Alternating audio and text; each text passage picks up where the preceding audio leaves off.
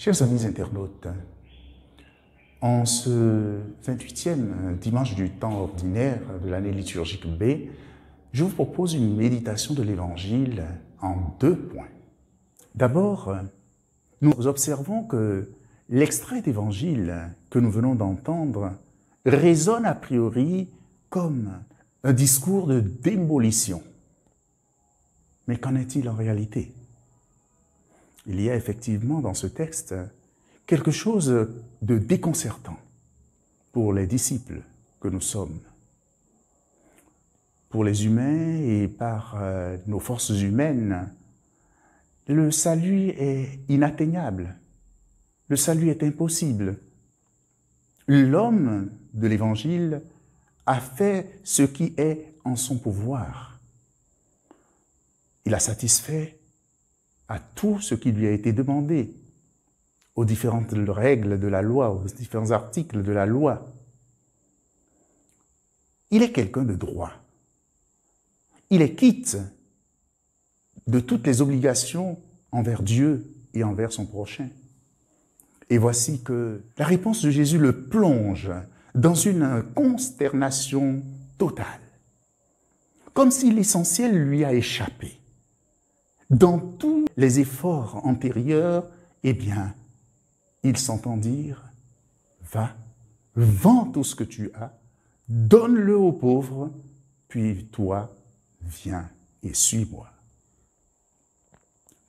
Comme pour aggraver le désarroi de cet homme et des disciples, Jésus ajoute, il est plus facile à un chameau de passer par le trou d'une aiguille qu'à un riche d'entrer dans le royaume de Dieu.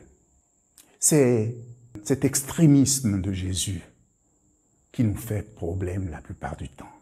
C'est cela qui est déconcertant et c'est cela qui nous pousse à l'abandonner au profit des vendeurs d'illusions.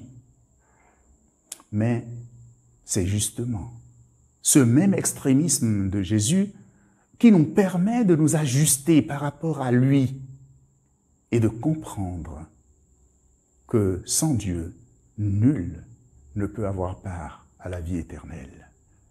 C'est lui le seul pour qui rien n'est impossible, le seul pour qui tout est possible. Il y a dans cet engagement de Jésus comme une libération, comme un appel à devenir inconditionnel de Jésus, un inconditionnel de Jésus, comme une galvanisation du disciple qui n'a plus à se soucier des vertus à acquérir et à mettre en œuvre. Il a tout simplement à accommoder sa vie au Christ. Il a accordé une écoute attentive à celui dans les pas de qui il est invité à mettre ses propres pas. Celui qu'il est appelé à le laisser et à se laisser guider par l'Esprit Saint. C'est une invitation à nous désencombrer de ce qui constitue pour nous des sécurités, des garanties de sécurité. Une invitation à mettre notre confiance en celui qui, seul, peut tout pour nous. À dire, frères, sœurs et frères, au-delà du caractère démobilisateur des propos de Jésus dans cet évangile, c'est de l'impact que nos ressources, particulièrement la famille, la maison, la terre, nos richesses matérielles et financières, c'est l'impact que tout cela a sur nous, exerce sur le sérieux et la densité de notre vie. C'est de cela qu'il est question.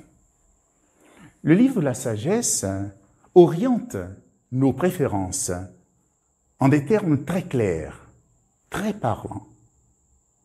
Pour parler de la sagesse, tout l'or du monde auprès d'elle n'est qu'un peu de sable, car sa clarté ne s'éteint pas, et par ses mains me sont venues des richesses incalculables. Car on ne peut suivre le Christ en demeurant encombré de nos lourds fardeaux, de nos lourds bagages.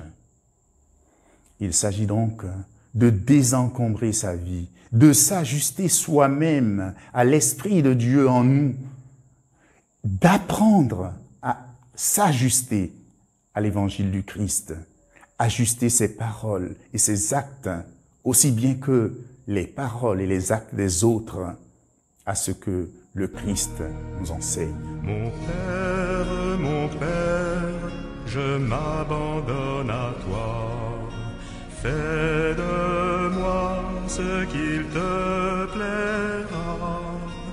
Quoi que tu fasses, je te remercie. Chers amis, après ce premier regard sur l'impératif du désencombrement de soi pour suivre le Christ, une question demeure. Quelle richesse l'Évangile de ce dimanche nous propose-t-il? Bon maître, que dois-je faire pour avoir en héritage la vie éternelle?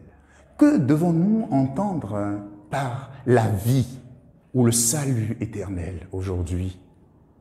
La préoccupation de l'homme de cet Évangile a-t-elle un sens pour nous aujourd'hui? La réponse de Jésus suggère que l'entrée en possession de la vie éternelle, de la vie qui vient de Dieu, est rude et fort coûteuse. Il est plus facile à un chameau de passer par le trou d'une aiguille qu'à un riche d'entrer dans le royaume de Dieu. Et pourtant, on ne peut reprocher à cet homme de n'avoir pas obéi au commandement de la loi. Cela veut dire que si le prix de la vie éternelle n'est pas à la mesure de notre effort humain, nous nous y introduisons par le jeu de relations de confiance et d'amitié que nous entretenons avec le Christ, avec le Maître du royaume. En ce sens, le vrai obstacle à notre salut, c'est nous-mêmes. Nous sommes prêts à suivre Jésus. Nous en avons même pris l'engagement en nous vouant à lui, en lui vouant notre vie. Mais il ne faut surtout pas qu'il nous empêche d'être quelqu'un, comme on le dit. Il ne faut surtout pas qu'il nous empêche de nous réaliser aux yeux des autres. Et c'est bien là le problème. L'Évangile détourne complètement nos regards et nous décentre sur l'essentiel. Vivre dans une relation d'amour avec Jésus, c'est avoir de la reconnaissance pour l'amour que Dieu nous porte. C'est s'ouvrir à la grâce de connaître Dieu et de l'aimer, de rechercher son visage pour entrer dans son salut. Et c'est en cela que l'amour donne à notre vie de tous les jours une dimension d'éternité.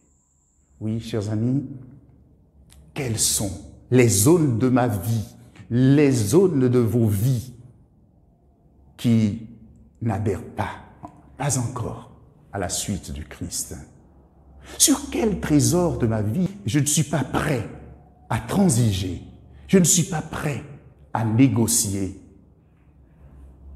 Mon aisance, mon confort, ma culture, mon pouvoir sur les autres, mon indépendance intellectuelle, ma force spirituelle, mon influence sur les autres, mes projets qui me valorisent, un amour possessif qui me sécurise. Quoi? Aujourd'hui, demandons à la Vierge Marie, Notre-Dame du Rosaire, de présenter à son Fils tous ceux qui sont persécutés pour leur foi et de soutenir nos efforts de conversion. Mon Père, en toi je me confie, en tes mains je mets mon esprit, je te le donne, le cœur plein d'amour, je n'ai qu'un désir, t'appartenir. Spirit.